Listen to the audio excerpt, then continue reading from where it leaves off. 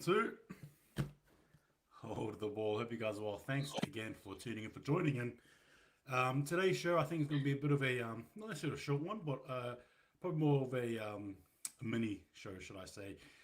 With me, though, is our Warriors and our Fanatics. But before I continue, Fanatics, please introduce yourself and let us know how you're going. Yeah, so for those of you who aren't aware who I am Warriors NRL Fanatics. I am a YouTube content creator. I do Warriors content, but yeah, it's great to be back on your channel, Hold the Ball. I'm looking forward to the show tonight. Absolutely. And again, thank you again for joining in. And people who are watching, please don't be shy. Throw us any questions, again, relating to the NRL round that was, the semis, and also anything that has to do with the Rugby League World Cup. As you know, as we sort of gear towards the conclusion of the 2022 NRL season, we open up to the introduction or to the beginning of the Rugby League frickin' World Cup, and we are absolutely pumped and excited. But before we get there, what we're going to be doing today is we're going to be talking about just recapping the NRL round that was, the games, and giving our own opinions on it, and then we'll just finish off again with a bit of Rugby League World Cup chat. But yeah, we'll I suppose we'll get straight into it. All right, so the first game was the Parramatta Eels, who are hosting the Canberra Raiders. And before we start, the reality is I think a lot of pundits had the Canberra Raiders upsetting the Eels here. I think a lot of people were probably leaning towards that way. Maybe not the majority, but definitely wasn't as small as we think regarding the Raiders winning. And the Parramatta Eels basically just turned everything around for them. They belted them, basically, 40 points to 4. And again, they can only be described as disappointing if you're a Raiders fan. Maybe even if you're just sort of in the middle, right, as a neutral. But before I get into it, Fanatics, tell me your own opinion of the game and what are the highlights for you? Well, it was complete domination by the Parramatta Eels, actually, in terms of the scoreboard and their performance. And Mitchell Moses, there was a lot of doubt whether he was going to play in this game because he was coming off a concussion. And look, I thought he had a great game. I thought Dylan Brown was particularly very good in this game. And yeah, look, the Parramatta Eels, they were just completely dominant in terms of the scoreline and their performance, and they played well. And there was a lot of doubts around Parramatta and their semi-finals record, because we know when they get to week 2, they usually bounce out. But this was their first time that they made the preliminary finals since 2009, I believe it is. So, yeah, it was a very good performance by the Eels. Yeah, that's right. Well, the last time they made the prelim, I think the likes of Fuifui Moimoi, Jared Hayne, Nathan Hindmarsh, I think were playing, right? A good team in that year as well. And obviously we sort of know what happened when they got to the grand final there against the Storm. But again, the rest is history there. Look, my own opinion of the game is I guess for me, I was just more so observing how the Raiders were going to come out, right? Were they going to come out charging, firing? And to be fair, they were bad, but I don't think they were too bad. I think it was just more so the fact that the Eels were just too good.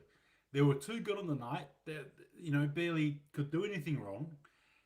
And I think the halves in particular, as you touched on as well, Mitchell Moses was terrific that game. I thought he had a very, very good game there. Fogarty, I suppose, was trying, again, bits and pieces there, but, the Raiders' halves just weren't really good enough. Whiten as well in particular. A lot of people name him a big game player, and I'm not here to try and take off any shine from him, but I really do, and I suppose I ended up questioning that as well, because we all know how good he can be, but to be fair, he goes missing sometimes, and especially when it matters the most. And I suppose that was just another prime example there. But again, kudos to the Eels forwards. They definitely learned their lesson from the shellacking they got against the Penrith Panthers. And as for the Raiders, well, yeah, a disappointing game nonetheless, really. I thought that they would come back with a bit of punch. Just a question there for you, Fanatics. Did you think that the Raiders were going to be a bit better than what they were? Well, the biggest question mark I had with Canberra Raiders coming into that game in particular was, did they play the grand final against the Melbourne Storm in week 1 of the finals? Did they play their best footy then? Well, when I watched this game, I tweeted out that they probably played their grand final against the Storm for me. So I did expect them to be a bit competitive, but they weren't in the end. So yeah, look, the Eels just too good at the end of the day. Yep. And again, greetings to everyone as well. Hello, hello, welcome. And like I said before, don't be afraid to ask questions and all that stuff there. We're definitely keen to get amongst it. So Nicholas McKercher here has Parramatta was extremely slick and enterprising. They're red hot. Everything they touch turns to gold on the back of some serious skill. And yeah, I agree. I think the two teams were day and night. Really, Yep. it was one team. They were just ready. They were prepared. They were just ready to do anything. And the other team, yeah, like you said, they probably lifted up the premiership when they beat the Storm last week, and I think that yeah, that's right. That was their grand final. Albeit a very important grand final win over the Storm. Don't you know what I mean? If you beat the Storm, that's that's just as important. But yeah, it was disappointing though nonetheless. All right, Chaco here says if and admittedly it is a big if the Eels play as well, the Cows are no chance. Look, I suppose we'll leave that for when we go into the videos there. I'm sure heading into our predictions for the next couple of videos tomorrow and so on. Both Sharkies and Cows had very very favourable draws this season. Rugby league history, hold the ball, and he says Warriors and Fanatics. Who in your opinion will stand out to you for the Eels in particular? Fanatics. Who stood out? Look, it's between Dylan Brown and Mitchell Moses. Yeah. I've got two players. I couldn't really separate them because I thought they both played well. So I'll say those two. Yep, I thought for mine even the fours like in particular, RCG as well. He's turning into a real positive battering ram, setting up the foundation for him to obviously stabilize their attack. And I thought again he had a good answer regarding the last game they had against the Penrith Panthers. He was very solid in this game here. But I suppose we'll probably turn away from that game. Hang on. Here we go. Rugby League history. Can hold the ball. Warriors and our Fanatics collect any awards at the Rugby League YouTuber End of Season Awards. Time will tell. Well, look. All right, listen here, Rugby League history. I was waiting for an award and I didn't get it. No, I'm kidding. No, I don't care. It's all good. We'll see what happens. Maybe Fanatics and I can win the most dedicated when we're like waking up at like 3 a.m. in the morning with red eyes watching the Rugby League World Cup. Maybe we can win that award. But Eel Spine was fantastic on the back of a dominant pack. Awesome as. So we now turn our attention to Cronulla Sharks and South Sydney Rabbitohs. I'll let you sort of take the charge here, Fanatics. Please spill away, my brother. Yeah, look, South Sydney Rabbitohs, I thought they were outstanding. The likes of Latrell Mitchell had a good game. Cameron Murray was an absolute beast. He was outstanding in the forward pack for the Bunnies. And yeah, look, the Sharks to me, coming to this game, the question mark I had over them was that 90 minutes they played against the Cowboys a week ago. That extra time, how much would it take on the minute? Looked like it really took its toll for me. So if you look at also the Sharks' draw at the back end of the year, they've had a soft run at home, and that's why they pretty much finished second on the ladder. So a straight sets exit for them, finishing second. Also, it's a bit disappointing because they probably expected to go through to week 3. So yeah, they that first week finals loss proved pivotal in the end. Yeah, I mean, hey, well said, right? And I think you're right. I think it definitely does have some sort of, I guess, yeah, it does sort of make sense. I think it does definitely correlate to me, the soft sort of end of the season to how they performed thus far. Um, I think, that Cowboys loss was definitely, yeah, it's probably something they shouldn't have lost. But again, it shows you just how weak they are, and obviously the absolute flogging they got there against the Rabbitohs. My sort of thought, and I'll just read some comments before we get straight into it. I'm pretty sure Cronulla were the first team since Penrith 2010 to finish second and go out in a straight sets. What does Dearden and Townsend have to do, in your opinion, to get on top of Moses and Brown? I'll be voting for both of you. As previously said, you both tell exactly how does it feel upsetting the club staff and the players, etc., etc. Authentic stuff. Appreciate the compliment there. But yeah, guys, I'll just quickly go back to the game here. So, look, the reality is heading into this game here, I really genuinely thought that the Cronulla Sharks would have it in them to, I guess, seek vengeance. After that loss there against the Cowboys at home, I'm thinking, all right, sure, whatever, dust the boots off again, let's do it again. As for the Rabbitohs, well, obviously they had a bit of a tough, good, convincing win against the Roosters, but I just thought that against the Sharks team, it's not necessarily that they wouldn't be able to combat them as much as it is probably just they're going to meet their match, so to speak, right? This was going to be it. And oh boy, was I wrong. Basically, as we all know, the Rabbitohs basically had their way with them, winning 12 points to 38 at the end. I was just very surprised at how lackluster the Sharks halves looked. In particular, Moylan in particular. I don't want to do this, but I just got to pick on him, and I need to. But he went missing big time. I don't know what that guy was trying to do. I don't know where he was, what he was doing, but it was not impacting the game at all. It looked like Nico Hines was basically trying to run the team on his own. That's what it looked like. He was trying to manage the team on his own. And I suppose before I carry on, what were your thoughts on the Sharks halves in particular? Because I thought for my Fanatics, they were an absolute letdown for the Sharks in particular. Like if they were on song, could the score have been different? I'm not too sure, but it may have been closer, maybe winning. I'm not too sure, but they just weren't really in the game. What were your thoughts on the halves, particularly Matt Moreland? Or yeah, Yeah, look, I probably have to agree with you there on that one. I actually thought the halves had a pretty quiet game. I mean, Matt Moylan, I thought didn't really do anything, to be completely honest. And Nicholas Hines, I mean, he had a good first week of the finals, but the second week I thought he was a little bit quiet for my thing. So yeah, yep. And and against a very rampaging, hot yep, Rabbitohs team that ironically in the start of the season everybody was saying was gonna get kicked out of the eight because there's no Reynolds. And oh boy, how funny is it that the Broncos are out and now the Rabbitohs are in a prelim without Adam Reynolds? It's comedy in itself, but such is a rugby league. Now again, going back to what the halves there in particular, I just thought the halves of the Rabbitohs were superb. They were brilliant. Again, the inexperience of Ilias paying dividends, especially game by game. He's getting more and more experience, growing into a player of his own.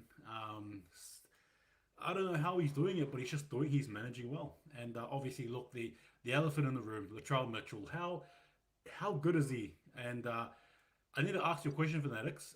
With Latrell Mitchell, we've all known Latrell Mitchell to be a bit of a hothead, right? He's normally the first to strike, the first to get into the niggle. He loves the argy bargy.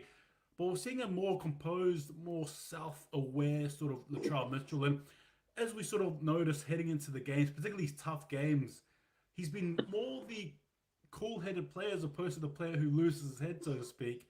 Do you think yep. that's actually working in the Rabbitohs' favor, having Latrell Mitchell stand up and be the leader as opposed to being one of the nigglers?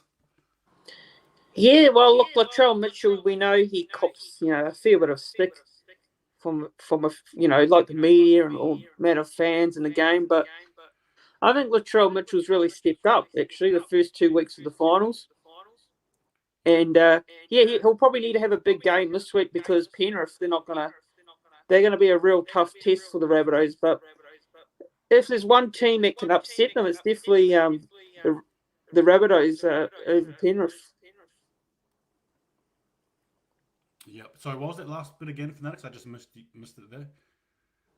Oh, I said that if the Rabbitohs want to win, Latrell Mitchell needs to have a big game against Penrith. So I think Yeah. the Rabbitohs are quite capable to upset the Panthers, actually. But whether I tip them, probably not. But yeah, look, I think they're more than capable. Look, this is this. Look, I mean, obviously, again, as Fanatics touched on before as well, guys. We're going to be Yep. doing our prediction videos tomorrow, as we all know. Blah blah blah. But I think Fanatics summed it up well there. If they are to win, Latrell Mitchell needs to have a big game. But there's no hiding the fact that this is the Mount Everest for the Rabbitohs here. This is the Mount Everest right here, right? This is as big as it gets. This is the grand final replay, basically a round early, a game early, so to speak. It's a prelim. It's going to be very telling, but Anyway, back to the Sharks game. I just thought for mine, just absolute brutal forwards as well, from Jai Arrow to Cam Murray, Tatola as well, Koloma, Tangi. They're all on song. The Rabbitohs just seem to be clicking into gear. Again, showing that for a team that was basically on the outer to begin the season, you could argue and make a case that they should have been in the top four. Obviously, they weren't, but they should have been. They're playing like they were in the top four, right? Yep. That's the reality. And yes, a big challenge awaits them.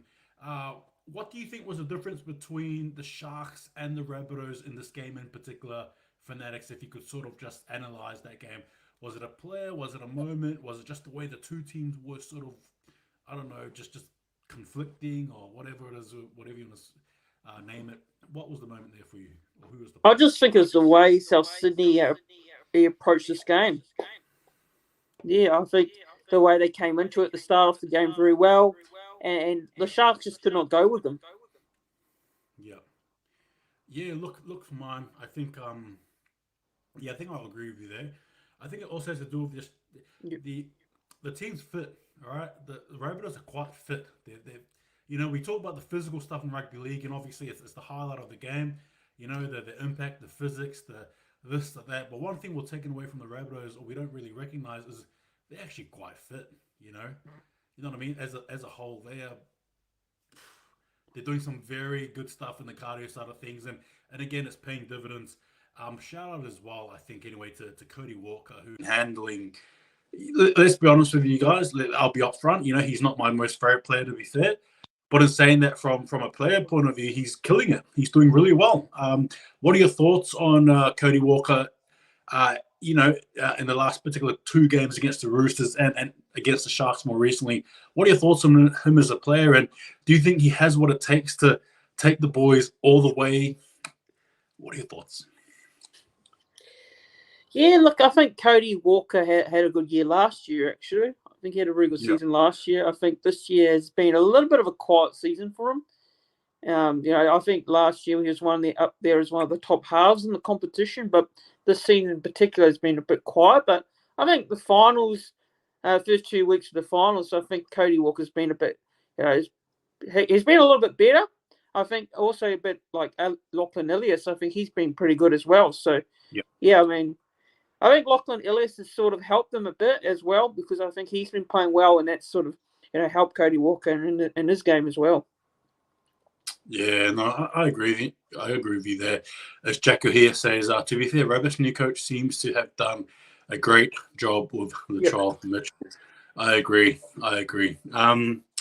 Yeah, look, before we sort of wrap up the NRL round chat, before we go into the Rugby League World Cup stuff, to be fair with you, I said it before and I'll say it again. Be under no illusion. This game here for the Rabbitohs, it's as big as it gets. I almost feel for mine that this will be harder for the Rabbitohs than it would be in the grand final. That's honestly what I believe. I believe the Rabbitohs can get past the Penrith Panthers. I believe generally that they're probably going to win the whole thing. I honestly believe that.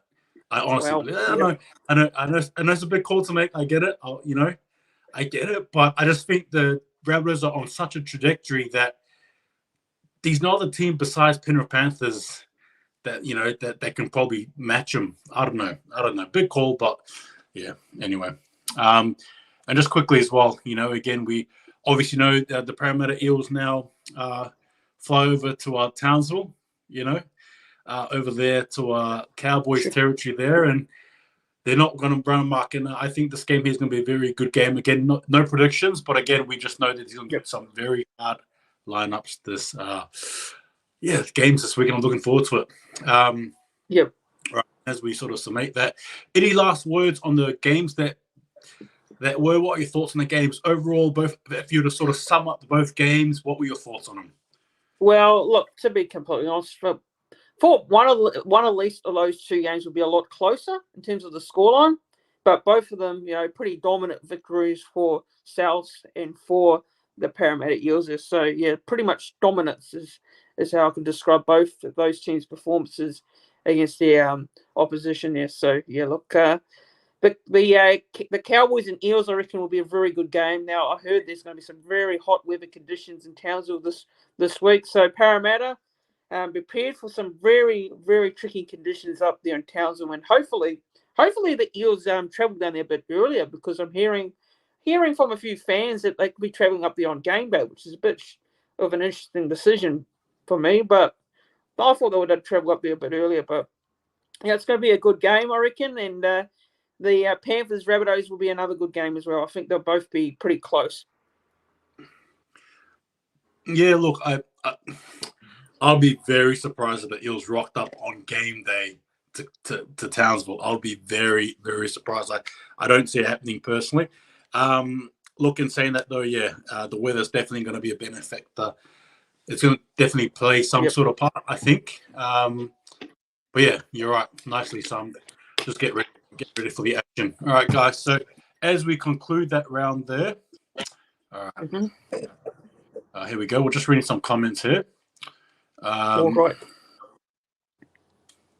All right, HB, can you leave your mic? You might have good now, faded out just so you stop. No, it's good now. Okay, no worries. Yeah, I think it's just me sort of. Yeah, it was. Yeah. Like that before. Okay, is it all right now? All good. Yep, I can hear you well now. Beautiful. All right, ASMR boys. All right. Okay. Winner of agree. Winner of Panthers Rabbits. What is the comp? Yeah, that's where I'm leaning. Sorry. Yeah. Sorry, Cowboys fans. Sorry, Eels fans. But that's where I'm leaning. All right. I think Eels travel Thursday. Yeah, I thought so. All right. Wolfgang von U says, I'm not as confident for Panthers win, given the Bunnies have the Latrell Mitchell this time around. It will be a very close game. Well, you know, there's one thing about Latrell Mitchell that we all know. He has good games. He does. But then every now and then he brings out a shocker. Every now and then he does. Is this going to be the game? Anyway, I'll leave it there. Okay. Rugby League World Cup chat. Before we sort of finish this off, we all know there's been a plethora of different teams, from Greece to Tonga to New Zealand, even Fiji a few weeks prior. We can touch on that as well. Don't worry. We're good if we have to. We want to talk about here just mainly, I think we'll talk about probably, I don't know, maybe the Kiwis first, and we'll see where we sort of dive from there. But the New Zealand squad in particular, heading into the Rugby League World Cup, they named the extended squad. And I think for mine, actually, no. Fanatics, give me your thoughts on the squad. And I know you've done a video on it, but again, just for the viewers, what are your thoughts on this Kiwi squad heading into the 2022 Rugby League World Cup? Yeah, well, I've got the squad here up on the screen as well as I'm looking at it. But look, I think I did a video about this on my channel, but if you haven't seen it already, go and check that out on the Warriors Era Fanatics YouTube channel. But to give you guys a bit of a thoughts now, look, I think it's a great squad. It's very strong. I like the looks of our 4-pack, the looks of Nelson, Sofa Solomona, GC Bromwich, Kenny Bromwich. I think it's a very good 4-pack. Plenty of depth there. Outside backs is pretty solid and rock solid there. The halves are good as well. You expect Jerome Hughes and Dylan Brown to be the starting halves for the Kiwis for the World Cup. Sean Johnson is an interesting selection. I am not too sure about that one. But look, besides all the other players that got picked, I think all the players deserve to be there. And I think they're going to do very well for the Kiwis for the World Cup, actually. I think it's probably our best chance we're ever going to have of winning the World Cup. And I've usually been high on the Kiwis' hopes over the past and been let down, but I think this is the best chance we have of winning the World Cup for the first time since 2008, actually. So, we've been in the finals before, quarterfinals, semi-finals, final a couple of times, and yes, we've got both. A couple of times in those finals, we've been flogged by Australia, but look, besides that, I think it's our best chance of winning this World Cup. I think it's the strongest we've ever fielded. All right, no, I agree. Look, before I start as well, I just want to say with the squad, I liked it, but I was left a bit disheartened. I suppose being a proud Kiwi Tongan that I am, I would have hoped that there would have been some Tongans who put their hand up to play for New Zealand, but they didn't. That's just the way it goes. But that's okay. That's okay. That's just a little gripe that I'll always carry with me until next time. But look, the squad nonetheless was a very good squad in my opinion. I'm very surprised about Sean Johnson though. I respect anybody who gets selected to wear that black jersey, right? Particularly in the rugby league sense as well, being an absolute crazy nutter of a league fan that I am. I love, watching the players wear the black, but I am very confused about that Sean Johnson selection. And I mean that respectfully. But But I mean, geez Louise, surely there could have been someone else instead of Sean Johnson playing, in my own opinion. I mean, obviously you're getting there for experience and obviously to cover depth there. But would you have can I ask you this question, Fanatics? Would you have selected him? Based on form this year, you'd say no. Yeah. I'm not going to lie. I'm not going to sit here and say that he should be in there, because I think the main reason why he's in there is because of depth, just in case we have injuries. And there's probably no other options that you can put in there in the halves. So that's probably the main reason why he got selected for me. And a bit of leadership and experience probably is the reason why he's there. Yeah. With the squad as well, I think you touched on it too, but it is a pretty strong squad. I looked at the forwards pack as well. In particular, it's a mixture of youth as well as, again, with Sean Johnson, a bit of that experience as well. The likes of obviously the Bromwich Bros, and then you've got Jared White-Hargreaves, but then also you've got Tarpiner, right, and then you've got the likes of Griffin Neame. Again, we're looking into the future here. I'm actually very happy, in particular, to see Griffin Neame be selected for the Kiwi squad. I think that's a very, very good selection there. The likes of Sebastian Kris as well for the Canberra Raiders. I'm not even sure if you guys knew, but I believe it's his father who's actually from New Zealand. His father's from New Zealand. Jonathan Thurston's similar story as well. JT, obviously, JT's father being from New Zealand as well. So Sebastian Kris as well in the same boat there. What are your thoughts on, I suppose, what are your thoughts on our forwards in general? You've got the likes of Nelson Asofa Solomona, Leota, you've got the likes of Sorensen, Tarpine. What are your thoughts on our forward pack, and can it make some inroads, so to speak? Yeah, look, I think our four pack can pretty much match it with the likes of Australia, probably against Tonga as well. I think Tonga's another team which completely off topic here, but Tonga's another team that's got a very strong four pack, but the only concern for them is their spine. But look, the four pack speaks for itself. It's strong. It's really good. You got Marata Niukore there. You got Britta Niukore. You got a few very good named players there. Corey Naira as well from the Raiders. So it's a very good four pack. You expect the likes of Jesse Bromwich and that to start. Nelson and Sofa Solomona probably come off the bench, I think, for me. Or maybe starting. I don't know. I think you could go either way. Yeah, it could go either way with those two players. And I think, it's a good four pack overall. You've got Scott Sorensen, who's a pretty solid player for Penrith as well. So, I'm overall happy with that pack. As I'm scanning through the list as well, I see one in particular that I think is probably a bit of a surprise / perhaps Charles Nicole Klukstad. What do you make of that surprising? And I'll be honest, I think it is surprising. You know what I mean? He hasn't had the most consistent form. He hasn't really been able to even crack that Raiders team. And I can't believe I'm saying that. But a few years ago, he was their starter, full stop, for sure. Now he's slowly, unfortunately, as we all know, he's back in the Warriors next year. What a selection in the Kiwi squad. What do you reckon? What are your thoughts? Yeah, that was actually an interesting one for me. I kind of did not expect him to be named in this Kiwi side, actually. I think, we've got some good forward, outside backs here and fullback options. But, he was a bit of a shock. It was a bit of a shock that he got named in the squad, actually. Yeah, that's right. And I'll quickly go into some of the comments. Hang on, here we go. Nicholas McCurch and I had a bit of a laugh, but a tip for you is HTB's perceptions always bang on the mark. Don't argue. See what I did there? That's a bit of a funny joke there. All right, our best, and to be honest with you, Fanatics too. Fanatics is actually pretty good. I like Fanatics joining as well. To be honest, he's pretty bang on the mark himself. Our best forward pack since the great era of the 1980s. I remember the Kiwis. Well, I wasn't alive in the 80s, so, but I've read about it. I know about it. Pretty tough back then. And remember the squad. Yeah, that's right.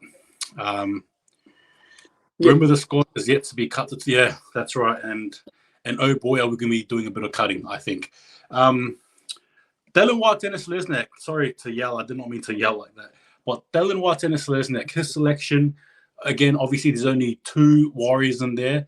3 if you want to get technical. Could end up being an ex-Warrior, but anyway, we won't go there. We won't go there.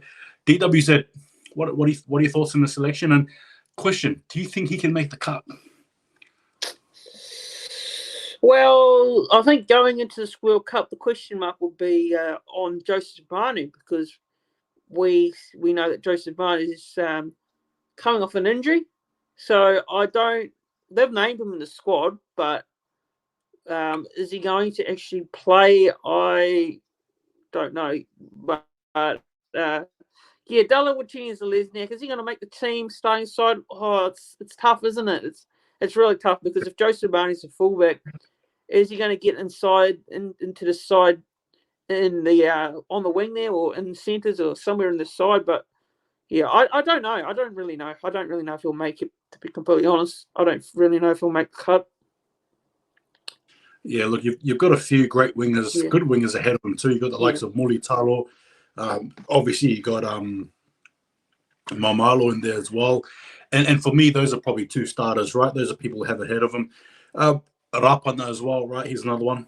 What are your thoughts for the hooking position straight off the bat? Who do you have straight off the bat as hooker for the Kiwis? First game against Lebanon. We'll see.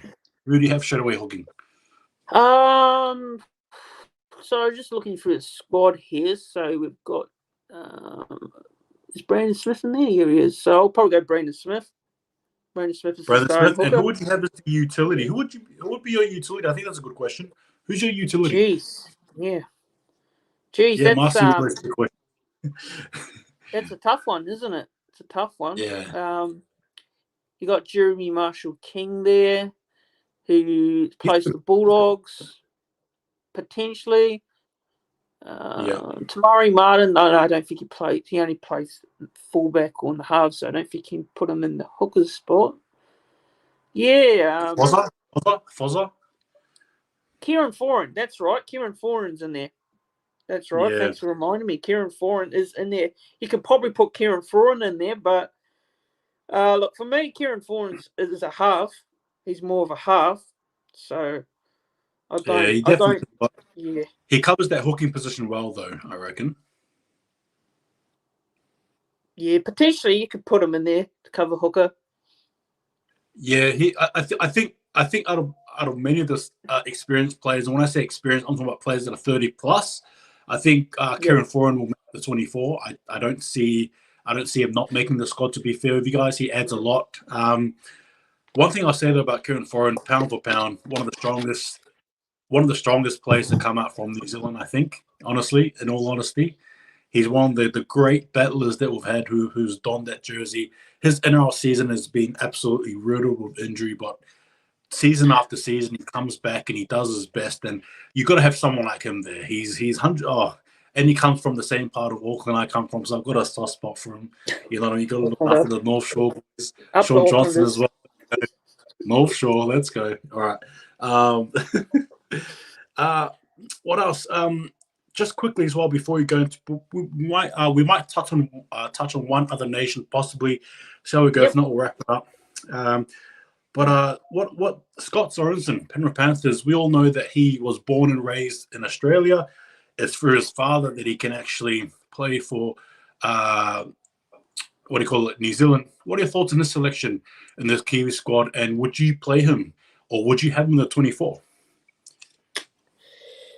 Yeah, look, I rate Scott Sorensen. I think he's a pretty good, solid player. He doesn't. Yep. He's a player that just gets about his work very well. He's not a flash player, but he just does his job. He really just does his job, and that sort of player is what you need in the side.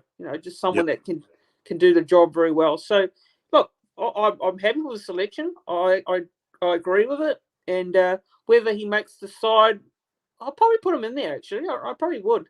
Yeah, I probably would put him in the 24-man squad. All right. And look, I think we have enough time. I reckon we have enough time. Yep, we do. I reckon we'll probably touch on the Tongan squad afterwards. Are you okay with that, Fanatics? Yeah, we can do that. I'm fine with it. Yeah. All right. So one more question on the Kiwis before we go to the Tongan squad, and then we'll wrap it up. the Kiwi spine, right? Imagine this. Obviously, you got Joe Manu at fullback, right? Yep. In the halves, you've got Brown as well as Hughes. Hooking position, you got Brandon Smith. And, let's just say all technicality at utility coming off the bench, you've got Kieran Foran. Is that a winning formula for us as we hope to go deep to the finals? Can that carry us home, so to speak? Can that carry us home? Can it? What are your thoughts? Yeah, look, you can start with our strongest side, obviously, for the first game. I think we need to do that. You reckon? I think. Well, you want to. You don't want to be like, you don't want to really disrespect the opponent first up, because you never look, know. our first game is against Lebanon. Yes. And yeah, you're right. Lebanon C team did a good job belting Malta. So yeah, you're right. You probably want to walk in there with your best squad just to see where the players are at. Is that what you're trying to get at? Yeah, look, I would take the strongest side into the first game, and then win that game comfortably, hopefully, fingers crossed. And then the second game, who's the second game we're playing against? Yeah, okay. So our first game is against Lebanon, and then New Zealand's second game is against Jamaica. Jamaica. Yeah, no, I probably would not play any of those players against Jamaica, to be completely honest. I mean, let us not laugh too hard. Be respectful of our opposition. Yeah. But yeah, Jamaica, that's I'll try. That's the first in our history playing Jamaica. I love it though. Yeah. I love the Rugby League World Cup. Yeah, but look, without trying to be disrespectful here, I mean, Jamaica, look, we really should play some of our other players against Jamaica. I mean, probably risk Joey Manu for the second game. Yeah, probably absolutely. Risk Braden Smith and throw someone else in there. I mean, you got Tamari Martin. They played Tamari Martin at fullback. Possibly. Yep. I mean, Jerome Hughes, maybe. I don't know. What would you do? What would you do against Jamaica? That's my question to you. As Atria said, put Sean Johnson in. Put Sean Johnson. That's what I'll do. I'll put Sean Johnson in. I reckon. Sean Johnson and Tamari Martin in the halves. Yeah, that's what I'll do. Probably get Dylan Watson and Selesnik at the fullback position. Right. I don't know. Get Jeremy Marshall King at hooker. You know what I mean? That's what I'll do. The reality is, Lebanon, Jamaica, and Ireland, they're not going to really tickle us, to be fair. Maybe Lebanon will be the closest, but I don't. Yeah. Look, in all honesty, if we mean business, we're going to beat each of these countries by at least 20-plus points. That's the reality. All right? Sorry. Absolutely. Sorry. Yeah. That's it. I expect nothing less. If we struggle against one of these teams, I'll be extremely worried. I'll be very, very worried. Okay? We need to be, particularly Jamaica. I love Jamaica. I love the fact they're in there. No, Usain Bolt's not playing. But still, right? If we don't beat Jamaica by 40-plus points, I'm worried. Is that a big call? Like 20-plus points at least? No, it's not. It's not a big expectation. They should be waltzing through all those games easily. They should win it easily. And then, obviously, I don't know whether it'd be. I don't really think it's a good thing to have an easy pool, because going into the quarterfinals, going to play tougher opposition. So yeah, that's right. That's my only concern with it. That's so true. And that's probably the only, I guess, negative I have about New Zealand, being in there. Yep. All right. Jamaican HTB make all the big squad selection calls here for the next. Will he make the cut, though? I'm assuming he's talking about one of the players there. Marshkin's very underrated. I'm glad he got picked. Awesome as. Is there any sort of last sort of touches there, talk about regarding the New Zealand squad? No, I think we pretty much, discussed what we wanted to discuss. Yep. Would you change captain Fanatics? Sorry,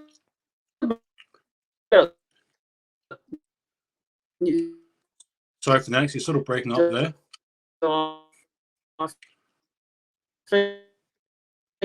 Sorry, guys, Fanatics is breaking up there. That's okay. You know,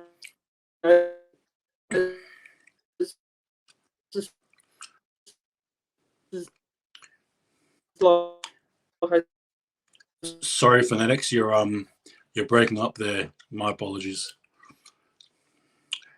It's right. Yeah, I'm not sure what's happening there. You're frozen there for a bit. That's okay. We'll carry on. I think the last squad as well we'll look at, only because it's one of the bigger nations. I think is the Tongan squad. I reckon we'll probably skim over that, and then we'll probably I suppose close off from there. Yeah, look, Sean Johnson, look, Nars Williams, that's okay. I think Fanatics will come back. That's okay. We'll finish it off soon. With me, Sean Johnson, will he make the squad? I don't know. I really don't know. If you're wanting to keep a bit of experience in there, you obviously take him in. But if you're looking for somebody who can actually deliver you stuff in form, yeah, look, I'm not too sure. Hang on. Fanatics is coming in. All right. Yeah, I'm just not too sure, though, about Sean Johnson there, to be honest with you guys. I'm not too sure. All right. So we're going to be moving along now. And this will be the last squad we touch on before we close.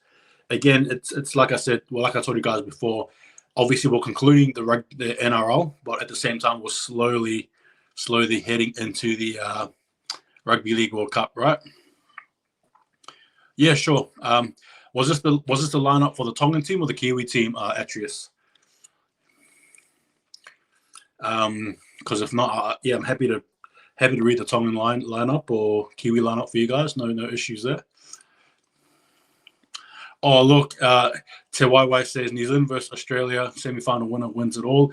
Tom, look, I'll be honest with you guys. Te Waiwai, all good Fanatics. Fanatics is there. I think yeah, that's okay. That's right, Fanatics. Bit of technical difficulty. You're right, bro. You're right. Come in when you're ready. Yeah, look, the funny thing about making predictions is it's what they are, right? They're just predictions. We just don't know. I don't know. I don't know because Thomas. Yeah, I don't want to get too deep into the pools there because I'm pretty in the know with the Rugby League World Cup pools, but Tonga's in a pool with Cook Islands, PNG, as well as Wales. Right? It's a very physical draw they're in, particularly with the likes of PNG. We all know what PNGs can do when they put their jersey on. They're just a different beast altogether, a different animal. As Fanatics has a bit of unfortunate technical difficulties, but that's okay. Fanatics, come when you're ready. All right, guys. So we'll go straight into the Tongan squad. But yeah, just quickly as well, that Tongan squad, it's yeah. I don't know. It's all right. All right. So we're going to be going through the Tongan squad. I'll give you guys the. All right. We're going to be going through the squad now. You guys ready? Again, we'll name the squad, have a little chat about it, and then we'll say goodbye there. All right. So with the. Yeah. All right. You're right there, Fanatics? Yep. Can you hear me? Yeah. Beautiful. Yeah.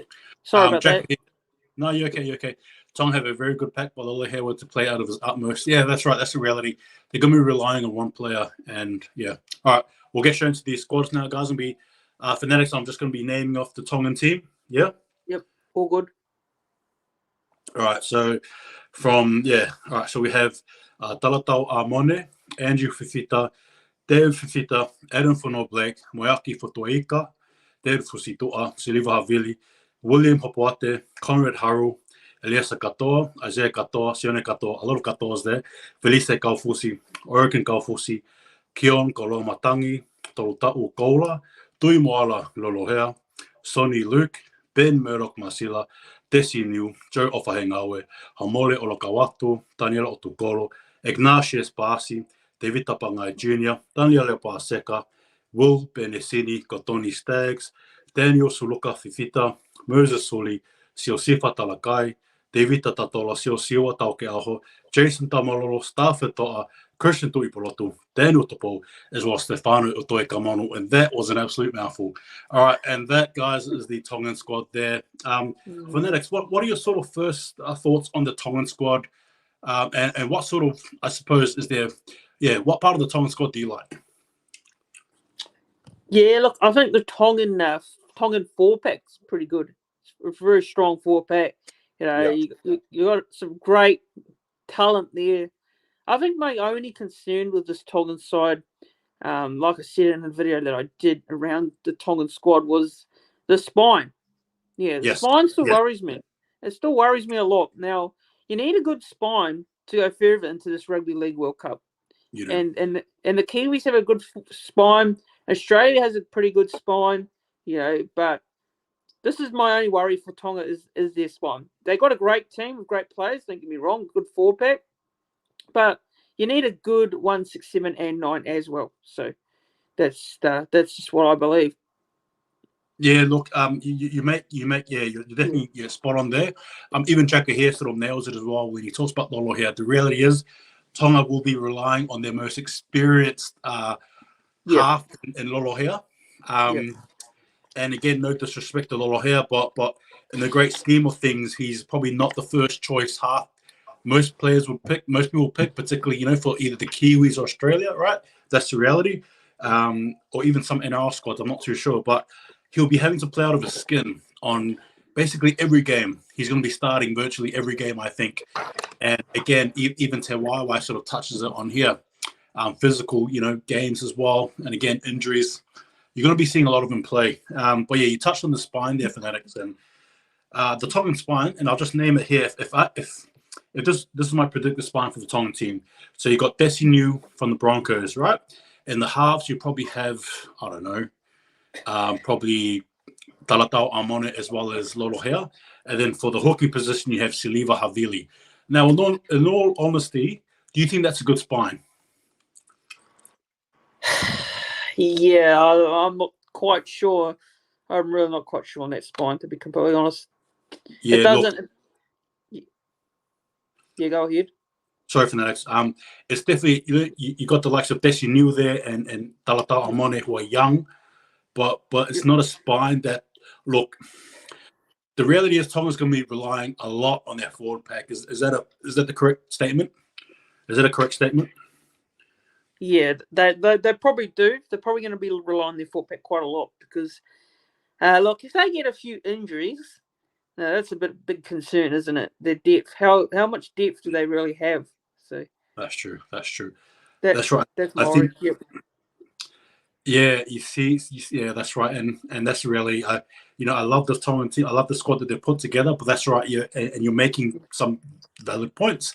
The reality is with the Tongan team, they've named a lot of players, but obviously, yeah, if they do get struck with injuries, particularly in the backs, let's not even talk about the forwards. Particularly in the backs, they're quite thin. They're quite thin there. You know what I mean? And to be fair, the quality of player in the backs for the Tongans, it's good, right? In the likes of the ball's probably their best, but then after Daniel, the ball sort of, yeah, you know, sort of dwindles in my honest opinion.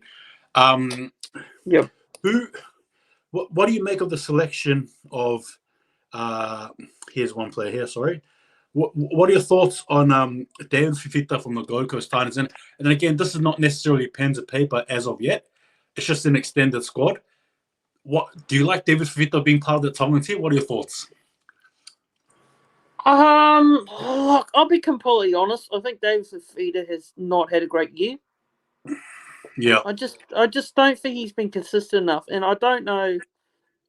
In terms of his selection, I don't know if I would have picked him, to be completely honest. Don't get me wrong, he's a good player, but this year, if you're going to base it on this year's form and what he's done in the NRL for the Titans, he hasn't really stood out to me. He really hasn't. I'm not going to lie here. So whether he gets a start, I don't know. I really don't. Yeah. But I don't know. What do you think about it? Look, in all honesty, I just quickly as well, Checker here says Tongans may not like winter in North England, and you're absolutely right there. You're absolutely right there, Jacker. Yeah. It's clear to me that with that selection of Dave Fifita, the coach is going all in on a Tongan barrage, right? It's as simple as this. Tongans are going to be playing a crash ball type game. You know, their forwards just taking the charge. That's it. that's honestly what I think the game plan is their forwards are going to be working like hectic to basically lead the platform, probably even have more of a say than their halves will. Is that a big statement? What do you reckon, Fanatics? Do you think Tongan's forwards will have more of a say than their halves? What do you reckon? Do you see that playing out? Yeah, because for me, they probably have the most strongest 4-pack in this World Cup. I think the Kiwis can definitely match it with them, for sure. Yeah. But I think the Tongans have such a very strong 4-pack. Yeah. Probably better than Australia. Yeah. That might be a big call, but that's what I believe. Yeah, look. In terms of strength, in terms of stat, yeah, that's good, and it does take you far. But yeah, look, I don't want to say too much here, but look, Tonga's first opponents are going to be Papua New Guinea, and we're all sitting here talking about Tonga, but then Tonga have a game against Papua New Guinea. We all know how hard-headed and how strong those buggers are over there in PNG. So this game, the very first game itself is going to be a testing game for Tonga. Obviously, again, you might expect Tonga to win, but to walk away with no injuries, I don't know, bit of a big ask. Like, what are your thoughts on Tonga versus PNG Fanatics from a neutral standpoint? And do you think this is good? And do you think this is going to be a physical encounter? Yeah, I think Tonga, and was it Fiji or PNG? Did you say? Yeah, Papua New Guinea. Yeah, Papua New Guinea. Yeah, look, I think Papua New Guinea showed during the internationals. I thought they, showed that character the character of a Papua New Guinea side, because we know rugby league in Papua New Guinea is massive. They don't have any other sport besides that's popular. So I think PNG and Tonga will be a very big game in terms of the World Cup. I think it's a massive one. I think, no doubt about it, I think they will probably get a good crowd there for that game. For sure. Yeah. I think it's going to be a good one. I'm looking forward to that game, actually. I think that's one of the games to pick out of the World Cup. I think that might be a game I might be watching live as well, myself personally. Yep. That game just has simple as what's that saying? Immovable object versus whatever. What's the other one? What's that saying? I'm not sure. Immovable. Yeah, yeah, I'm not sure if it eludes me, but basically it's two tough physical teams basically ripping it in, and the reality and the conclusion is chaos. That's literally it. It's just going to be brutal chaos. And then we go next to another game. So Tonga then have a game against Wales, which I think should work in their favour. I don't see them struggling too much against Wales, to be fair with you guys. And then they finish off with another encounter, a tough one as well, the Cook Islands. The Cook Islands. All right, I'm telling you now, Tonga have a pool D for me is not necessarily pool D for me is probably the toughest pool. In the competition in the World Cup, to be fair with you. It's physical, it's tough, it's goodness me. And then that's sort of like cements sort of Tonga's thing there. But look, for me, to sort of finish it off, I think Tonga will be relying heavily on their forwards. That's the reality, whether you like it or not. Their spine, in my opinion, is a good spine, so much or so far as I suppose how their forwards may take them. Their backs for mine, Tonga's backs for mine are okay. Where would you rank them, honestly? Would their back line, say, for example, their back line would have Moses Suli, Kotoni Staggs, and then the wings you got, say, Sione Katoa, and then Daniel Tupo, and then the fullback is, say, Desi Niu, right, for argument's sake. Or even, say, William Hopwate, Will Hopwate. Is their back line in itself, would you give it a high rating, mid rating, low rating, somewhere there? What are your thoughts on their back line? I think their back line is probably, I'll give them a mid rating. Yeah. I think William Hopwate, I think he's a solid, okay player. For me. I don't know if he's a player that, really is going to go, I don't think he's going to be one of those players that's just going to, do a lot. I think he's just going to be one of those solid players. And Moses Suli, he's a player that, on his day can be pretty good. Moses Suli. I think he's a little bit inconsistent, I think. He can have his good games, can have some of his bad games. But the Tongan 4-pack for me is the one that really stands out more than the than the outside backs. Oh, That's, for sure. Yeah. Absolutely. Yeah. Yeah, well, look, can I just name some of the names? Can I just name, not necessarily my predicted lineup? Yep. Yeah, stuff it. All right, I'll just name my predicted Go ahead. forward pack for the Tongan team. Just their forward pack, all right? How's this sound, all right? Just a forward pack. All right. So this is my predicted forward pack. All right, so at number 8, you've got Adam Funor Blake.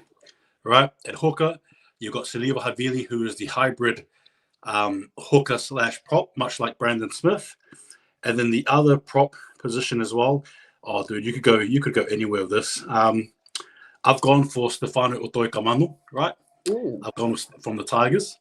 And then for the second rows, oh, goodness me.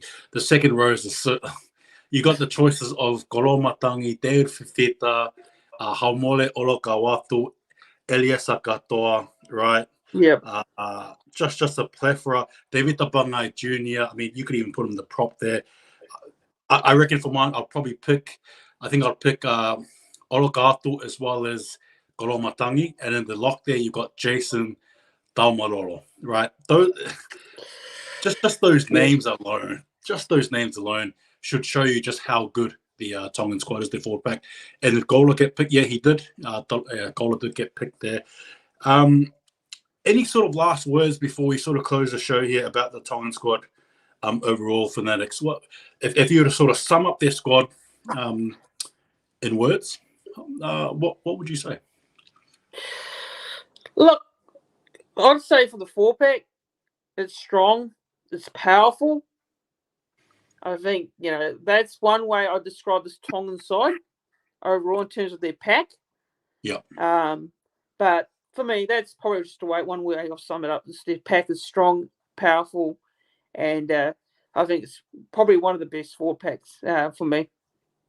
Yeah, I agree. If I was to sum up the Tonga team, it'll be something of the likes of very strong forward pack, very, very strong. Yep. But the big question for them, and I suppose, but I probably could pose a question for each side, really. But for the Tongan team, can their spine take them all the way? And that's a legit question. Can their spine take them all the way? Because if this is a forwards game, primarily forwards, I reckon it's Tonga and anyone else in the final. I reckon it is. But it's not just a forwards game. It's backs, it's forwards, it's a spine. Can the spine take the team all the way? And I guess for mine, the other question I have for the Kiwis is not necessarily their spine per se, but I think what question would I have for them? Can they? I think for mine is can they? Look, I suppose any team can be asked this question, but I think particularly the Kiwis, seeing as it has hampered us a bit, but can Kiwis keep injury free? Can we be injury free throughout the whole World Cup? And I think that's the question I have for the Kiwis. And then for the Tongans are their spine. Is it enough? And I suppose both questions will be answered as we sort of tie this up. So there's Fifita Muruk to come off bench along with TPG would be a nightmare for any team. Yeah, look, that's the reason why that encounter against PNG is a must watch. If you love international rugby league and if you love seeing people just have no care or regard for their own well-being, you better tune in to watch that game. All right, because Tonga versus PNG is probably going to be one of the games of the tournament. Not necessarily for anything pretty, but I think just literally just for the hardcore brutality we're going to be seeing. I fear for the injuries. I'll say that much, and I think I'll leave it there. But I look and saying that I'm done. Fanatics, any last words? And again, thank you so much for being here today. But any last words? Where can we follow you? Where can we find you? Where are you? Come on, we got to know where you are. Tell them. Thank you. Yeah. So look, no worries, Holdable. Thanks for having me on, and appreciate all the viewers for tuning in, watching. And it's been a great discussion and chat tonight. And look, apologies for a few bit of cutouts there and towards the show there. So sorry about that. But if you guys want to find me, I'm Warriors NRL Fanatics on YouTube. Just search it up and go and subscribe to my channel. And also I'm on Twitter as well and on Instagram as well, all the social media platforms, and also on TikTok as well. So go and check me out on all those platforms. But thanks for the ball for having me on, and thanks to all the viewers for watching. Awesome, man. Thank you again for that, Fanatics. I appreciate it very much. And guys, again, yes, as you know, tune into him. He's got some stuff coming this week. I have some stuff coming in this week, but I'm just so excited for the Rugby League World Cup. It's not even funny. you can see my excitement spilling out of the screen. All right, it's right there. Catch it. But overall, yeah, thank you again for today. Appreciate it, guys. Take it easy. Bless you all. Be well. Be safe. Have a yarn if you need to. Yeah, have a yarn if you need to. All right, take it easy, guys. See you guys next time. And just remember, hold the ball. Bless you all. Go the Warriors.